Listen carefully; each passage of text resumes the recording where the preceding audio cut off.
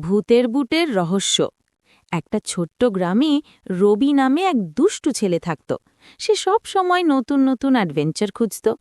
একদিন বিকেলে সে গ্রামের পুরনো বটগাছের নিচে খেলতে খেলতে হঠাৎ একটা পুরনো কাদামাখা বুট দেখতে পেল। রবি বলল, এই বুটটা এখানে কে রেখে গেছে?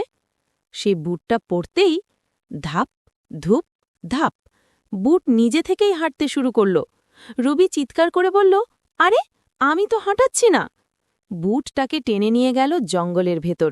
সেখানে একটা ভাঙা বাড়ি। হঠাৎ দরজা খুলে গেল। কর। ভিতরে একটা মিষ্টি ভূত বেরোল। সে বলল, ধন্যবাদ, তুমি আমার জাদুর বুট খুঁজে পেয়েছ। রুবি অবাক হয়ে বলল, তোমার বুট? এটা তো আমাকে টেনে আনল। ভূত হেসে বলল, এই বুট যার পায়ে পড়ে তাকে আমার কাছে নিয়ে আসে, কারণ আমি একা থাকি, একটু বন্ধু চাই। রবি একটু ভয় পেলেও পরে বুঝল ভূতটা ভালো। তারা দুজনে মিলে লুকোচুরি খেলল, গল্প করল, আর ভূত তাকে একটা ম্যাজিক টফি দিল। শেষে ভূত বলল, যখনই আসতে ইচ্ছে করবে বুটটা পড়ো। রবি হাসতে হাসতে বাড়ি ফিরল।